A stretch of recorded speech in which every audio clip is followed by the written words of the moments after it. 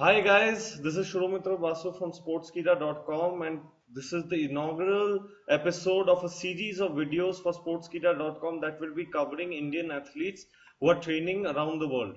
Today we have with us winter sports ace and Indian winter sports stalwart Mr. Shiva Keshavan. How are you, Shiva? Hi, I'm great. I'm great. Thank you for having me. How's training going? Well, training is going pretty good over here, preparing for the World Cup in a week's time. And yeah, we're making a lot of progress. So let's just get straight into it. For every aspiring loser in the country or every aspiring winter sports athlete in this country, tell us your story. How, why, when? Um, well, I was just a normal kid growing up in a small village close to Manali. That's in Himachal Pradesh. And like many kids, from my area, we used to play winter sports when we were young, and we used to aspire to be winter sports athletes. Although we never really had that kind of winter sports infrastructure that maybe many other kids could have around the world. But we have some of the best natural facilities for winter sports, and that's how we took to winter sports. I mean, when I started, we used to make our own skis and make our own sleds with wood and go down the mountain. So we were really, really motivated. And when I actually did get an opportunity, and I was sent from my school, the Lawrence School, Sanaa, to a talent scout camp, which was organized by the International Federation. I saw it as an opportunity, and the International Federation coach who was there looking for talent, he was looking for new athletes, talented athletes from around the world. He chose me, and the International Federation helped me to get started in the beginning. So that's been about 20 years ago, and I've never really looked back from there. So, 20 years ago, you didn't start with losing essentially, you started with skiing. So, what prompted this transition to losing per se? For me, I mean, luge in India was skiing was the first competitive winter sport, let's say, to be practiced in India. We used to do luge more as a fun activity. It's something just that the first thing we would do when it would start snowing is we would just take our sort of sleds, let's say, and just go down the hillside. And I took to skiing early. I won some national competitions when I was in the sub juniors and juniors. But one thing that really struck me was that even at that young age, and I was between 10 to 13 years old, I had to put up with so much of corruption and favoritism related issues that I really got fed up, and in my anger, I decided to quit skiing when I wasn't selected on the squad, despite being the winner. And it was that same year, in fact, that this the Luge Talent Scout camp took place. So I saw that as a new opportunity. I saw that as almost as destiny, that I have another opportunity to prove myself, and so I just went straight for it. So, you spoke about corruption being a problem at such a young level in a sport that did not penetrate into India's infrastructural landscape. So, how do you think, how does one actually be corrupt in a sport such as skiing or luge, which doesn't have that kind of money in the first place? Yeah, well, that's a very good question. Actually, if you see, we have a lot of national sports federations which govern sports that aren't really practiced in India. And it's very strange that how come there are so many federations that you'll be really surprised, and what they're doing there is another mystery. So we know that a lot of federations have been used to cover up some other kind of illicit activities, and normally a sport which is not in the mainstream, one can get away from scrutiny. And you add that to the already completely unaccountable nature of our sports administration, and it's almost like a safe haven. So let's get into your or the early stages of your career. You became one of the youngest participants in the history of the Olympics. Mhm. So, considering that India never had that infrastructure, India never had that talent pool, and then you got offered Italian citizenship and the chance to represent Italy. Why did you not take that up, knowing that it would have been much better for your losing career as an athlete? Hmm, hmm, hmm. Yeah, well, it's quite complicated because when I started the sport and when I took up luge as a career, it was part of a bigger dream of mine and also of a lot of friends of mine who grew up practicing winter sports in India. And just seeing and comparing the natural facilities that we had, we were always very sure that winter sports is going to become a big thing in our country, and we all worked to make that happen. For example, the ski slopes. I mean, we never had any snow beaters, any machines to prepare our slopes. So 40, 50 of us athletes used to go and manually beat the entire kilometers of slope before we would go and actually take a first run down it. And then even when we were training, it was more of a community exercise. Everybody would walk up the mountain together. We would discuss how the track is going to be laid, how where the gates are going to be put, and so it was almost like we were contributing something to our community, and that was always a big part of my reason for taking up winter sports. And somehow, of course, I was very flattered when I got this offer from Italy. And had I accepted, definitely I would have had access to much better coaching, much salary, and all these kind of things.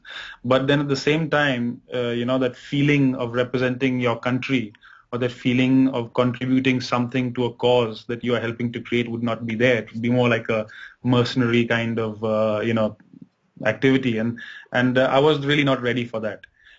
And so, of course, things have not really gone as I planned because I hope that in 20 years we would have had a lot more improvement and development in winter sports in India. I'm still the Indian government still doesn't pay for any of my expenses, which is really a big burden. But at the same time, I've had a lot of satisfaction. I've been able to win some important competitions, especially at the Asian level. A lot of youngsters in India are starting to look up to me and write to me, who want to start winter sports at a competitive way. We have our junior team, which came for the last edition of the Asian Championships, and they performed well in their categories. So I'm starting to, although things didn't work as fast as I expected, I'm starting to see, this change happening. And we still need the collaboration from our sports administrators. We need them to have a vision to plan ahead so that, the future generations of athletes don't have to, pass through a lot of things that I've had to do. So you had several achievements at the continental level. Starting from 2005, you continuously medaled till say 2012. In 2012, you went on to win gold as well. So where do you see India standing at a continental level in terms of winter sports and specifically luge? Well, initially we never thought that, we could reach up to any kind of an international level, given the kind of facilities, the kind of equipment, and even the kind of results, that we were having. And so morally, I mean, it was like considered for us a great achievement just to qualify and reach some of these events. And so the first time when I actually won or actually got a medal at the Asian Championship level, I mean that was met with huge enthusiasm in my hometown and in Himachal Pradesh basically, because people for the first time saw that we can actually win an international event, and of course after that was the bronze medal. After that I won a silver, I won a gold, and today I mean we are considered a force to reckon with, at least within Asia. Uh, so that is some that's a really great place to be right now. Whenever I go to these kind of competitions, I have to almost set the standard. Me, a couple of athletes from Japan, Korea, considered the top in Asia right now. And of course, I'm looking forward to take that to a world level. And but this also means that when the junior athletes came, and in this edition and also in previous editions of the Asian Championships, I mean, I was able to guide them in a certain way. I was able to give them advice from the perspective of somebody who's been through exactly what they are going through right now. So I felt that I was able to give them really good advice, and they responded very well. And the junior team performed really well. And I'm sure that if they are given consistent exposure and given the right amount of training, they will be able to do at least as well as I've done. And definitely I'm sure they'll be able to do even better in the future. So, So it's yes, please continue. so no, it's all about putting a long-term plan down and giving kids the chance to prove themselves actually. So you spoke about giving kids a chance. Now, post you, like you're not getting younger. Let's say as days go by, the responsibility of Indian winter sports is slowly shifting from your shoulders to the current generation. Do you think the amount you've achieved with the amount of infrastructure you had, this current generation can pull it off? Well, definitely. I mean, they're lucky that at least they have my experience to learn from, and I'm very much ready to give all of my expertise, advice, time to the development program, and I have been doing that over the past few years. I mean, I still don't count myself out right now because my sport is a Of sport course, where of course, my of sport is a course. sport where you peak fairly at an older age. The last Olympics, two out of the three medalists were above 40. So that gives me good, let's say it inspires me to go on further. But at the same time, I mean, I look forward for us to have an entire team, because right now it's just me participating in the men's singles. But there are three people that can participate in the men's singles, three people that can participate in the women's. There's a team competition that we are not participating in. There's a doubles also, which we've never participated in. So there is a lot of opportunity. And again, it all boils down to having a consistent, program. Because, for example, this time the kids just got 4 days of training on ice before the actual event. So, you can't expect them to do more than what they've done. I was very, very proud of them. And which is why I can say with great confidence that, if they have the right amount of training, they will be able to do well. Okay, so let's go back to what you just said. You said that as in your particular sport, as you go by, as you grow older, the performances get better. Is that the reason why you did so well in the last World Championship? Is there more confidence now as compared to the Shiva Keshavan back in the 1990s? Well, it's not that the performance gets better when you're older. I mean, of course, the body starts to, act up a little more. It's easier to get injured. There are a lot of things you have to take care. But at the same time, you're much smarter. You know what mistakes not to make.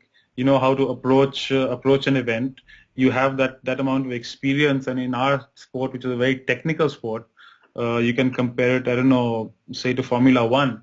You've driven down a track so many times that you know the secrets that track holds. And just knowing it sometimes is not enough. You have to experience it. You have to experience it again and again. You have to make all the mistakes to know how to get out of some tough situations. So as far as that is concerned, I'm feeling very confident right now. But my confidence is mainly coming from the fact that, I have Duncan Kennedy, who's my coach, and, the first time I've had a personal coach. He's a person who's won, every event at the world stage. And just having somebody like that by my side, trying to, teach me and give me the advice, I can take his advice knowing that, he's been there, done that. So that is something that's given me a lot of confidence. And also the equipment is very important. I mean, if you have a piece of equipment that responds exactly the way you want it to, that gives you a lot of confidence and lets you really, let loose on the track. You spoke about Duncan Kennedy, and this is the first time you've had a personal coach. So, this is a two-part questions basically. How is it going with Duncan Kennedy, and what are the plans for the 2018 Winter Olympics? And what do you think if you had a personal coach, say 10 years previous to this, you think you would have done much better than what you've done till now? Well, I'll answer the second part of the question first Yeah. because it's easier, and it's I can say with complete confidence that I would have done much better if I would have had a personal coach, from the beginning of my career, let's say. I mean, I'm learning so much every day, and sometimes I think that if somebody would have told me some of these simple things years ago, I would have been, on a completely different level right now. But I mean, obviously you can't change the past, and but right now I'm lucky enough that we can at least plan for the next Olympic Games and try to do well there. So I mean, the whole idea with Duncan is. I mean, obviously, I had submitted the proposal to the ministry to provide a personal coach, and that hasn't been accepted. So we have a little bit of there's a lot of uncertainty right now, but Duncan is a great person, and he's also taking this as a personal challenge for himself, to work one on one with an athlete and reach the top. So we decided just to focus on our own training to get better, and somehow we're hoping that the funding and things like that will come through eventually. So, let's speak about funding, sponsorship, and the infrastructural problems that you faced in your career. Now, it's no secret that you faced that, and you've been quite open about it also. But if we start from the beginning to the end, what are the problems you faced as a Luge in India? Hmm. Well, obviously, as an athlete, infrastructure is one thing you need, and I mean, we know that we don't really have any infrastructure for luge in India as such. There's some winter sports infrastructure which is starting to come up. We know we have the natural facilities, and I hope it's just a matter of time that we exploit these natural facilities and we exploit the whole potential of winter sports, whether it's to do with tourism, with sport, with development of the area, etc. Apart from that, another issue which many athletes have in India, especially winter sports athletes, is that once you make a career choice to become an athlete, in my case, there's not been, for example, a livelihood, a salary. I've dedicated the entire year, 20 years of my life, training, representing India, and nobody has come to me and said that, okay, we're going to give you a salary for what you're doing. And this is something which is the norm in all the other countries in the world. Take the Germans, the Italians, the Americans, anything. I mean, they recruit the athletes and they pay them as part of their police force or the army or some other public sector enterprise. And we do have that in India to some extent, but it's not a system. It is almost an exception only, given to certain elite sports persons. And so that is a huge problem, first of all. Secondly, I mean, one would expect that if you're representing your country internationally, your country is going to pay for your basic expenses, the travel, the boarding and lodging, the training and competition fee. And in my case, even that is not happening. Um, so over the years, I've had to look for various sources of funding. And as of now, I'm happy that I have a couple of really good sponsors, MTS and Coca-Cola, and also RB Organic.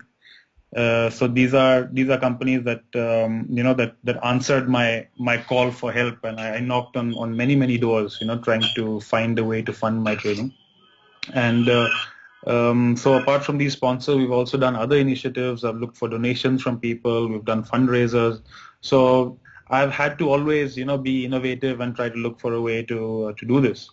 So I really think that it's not a really sustainable way to go about it. If you're looking at it systemically, there has to be a system in place, and there has to be a system that guarantees the expenses and the livelihood of athletes representing the country.